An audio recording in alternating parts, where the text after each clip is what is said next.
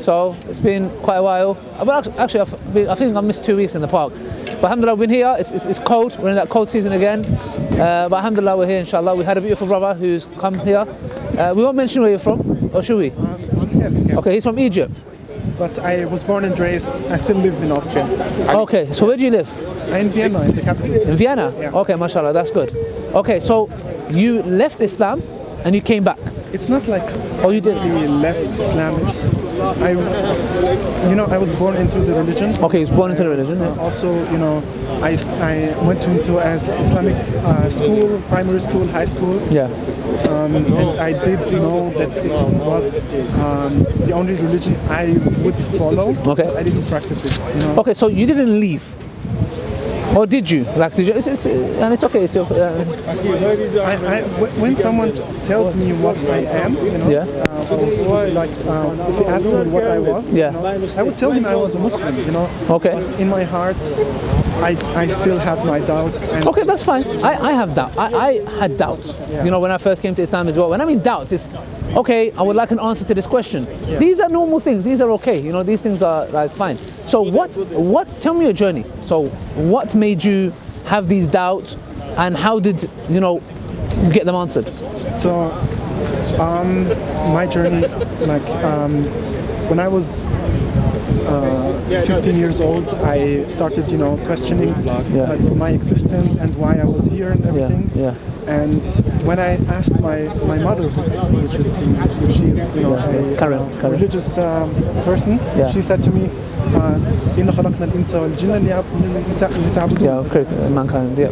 And this answer, to be honest, didn't satisfy me because Okay. this was the only thing she told me, and that was it. Okay. And I live in a Christian country, and the people always ask you things because of your color, and Yeah. also because you said that you're a Muslim. Yeah. And then they start to talk about you, how can you prove to me that there is God? Yeah. And how can you justify what Muhammad did with the marriage of Aisha radiallahu anha? Yeah. And these kind of things, because you were born into a Western country, Yeah. made you accept that their ideology and their beliefs It's superior. is, yes, automatically superior because you don't know it any other way. Yeah. If you don't have a strong enough community that gets you into Islam, you don't Yeah. know. Okay. And yes, I married when I was 19 years old, Okay. because I knew I didn't want to commit zina. I know also because of even if I was not that religious, I didn't want to commit that major sin. Okay. All right. Mashallah. Alhamdulillah, I married Alhamdulillah. when I was quite young, and I used to have a lot of debates with my wife, and then I came across you guys, you and Muhammad Hijab, the Speaker's Corner, and people were challenging you about Western beliefs, and these kind of questions they ask you directly, and you really answered them in a way that it was sufficient for me. Okay. Mashallah. How do you prove the existence of God? These four premises, that the universe is created from itself. That the universe didn't create itself. Yeah, بكلام كوزونج باكم. Yes. And something cannot come from nothing. Created, Yeah. these kind of premises. Mashallah. And this made so much sense to me. Wow. That alhamdulillah, I really started looking into Islam, and this was the only thing I was looking at, Like I deleted all of my other YouTube channels, and I just went into this kind of field. Yeah. And alhamdulillah, since then Allah subhanahu wa ta'ala, That's good, man. No, mashallah, may Allah keep you firm. It's interesting. It's interesting to find out that like people like you, alhamdulillah, have come, and wallah, our aim is that we just want people to benefit from it, alhamdulillah, not to have an inferiority complex, to inshallah just be firm in their religion, be proud, alhamdulillah, barakallahu feek. So not to have any. Thank you, bro. Just open it for us so we don't. Yeah. So the aim is, wallahi, that's what we want to do. Our aim is to see people like yourself who have shubahat, etc. And shubahat, look, it's normal. You know, it's as long as you deal with them in the right way. So as long as you say, you know what, I have this doubt, instead of, it's a double-edged sword. It can either cause you to move further away from Islam, or it can make you stronger. So what happens is with people who have doubt, and they look into it, yeah, and they don't follow their desires, because, you know, the two of the things is, you know, doubt and desires, yeah. Usually I think they say it's the desires that leads to doubt, yeah. So, alhamdulillah, with you, like, even the issue of the desire, you know, you went about it and did it in a halal way. So it shows that, you know, when you have that true sincerity in your heart, that you will find answers. Because you could have easily say, you know what, this doesn't make sense to me, that doesn't make sense, khalas, I'll leave Islam. You know what I'm saying? And it's usually these people who really fool themselves. Deep down, it's an issue of, I want to do whatever I want, and I'm going to make myself believe that God doesn't exist, so I don't feel guilty in what I do. So doubts are, in that aspect, when you deal with them in the right way, then what happens is that you become stronger. I've realized people who have doubts and look into it, they become stronger in their iman. So alhamdulillah, like that's you, like may Allah preserve you. What is it that you said you wanted to ask me? There was one thing that you wanted to ask me. Yeah. So one question I get asked regularly, you know, in Vienna, because, you know, the Austrian people don't like the Ottoman, you know. Is it why? Vienna was the city that, you know, pushed the Ottoman back. Oh, okay, inshallah. And what I wanted to ask you is, you know, Islam was spread, right? And Islam was spread through Egypt and to Andalusia, and also from the Ottoman Empire to Serbia, Bosnia, Croatia.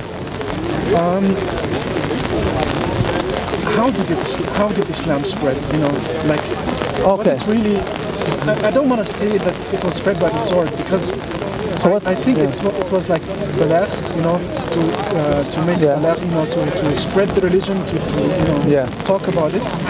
So I wanted to ask you, what do you know? Okay, so is the question, did Islam spread by the sword? I don't want to formulate it like that. Okay, so well, it's a question. It's what is it? Is that, or is how did Islam spread?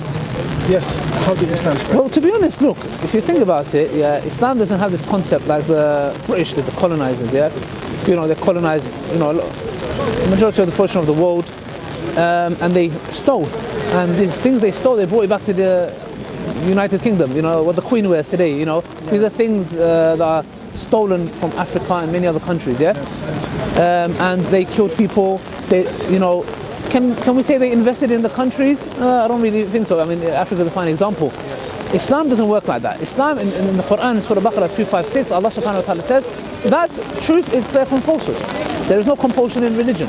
So, expansion, just as any empire, the Romans, the Persians, or whoever it may be, the expansion has always been there. However, to force people to accept Islam is not. So with our belief system, like, as Muslims, we don't believe in forcing people to accept Islam. So Islam expanded, and what it did is, for those people, the Christians and the Jews or the others, they said you can live under our rule. You pay the jizya, you live, we protect you. So Islam spread because of its message being true. It's as simple as that.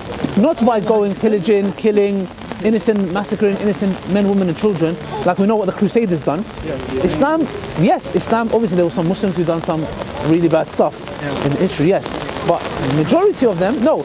Islam spread by the Dawah, that it reached people, and one of the reasons of Dawah and the jihad, that, you know, the actual concept of jihad, not the perverted ones, is that the message should reach the people.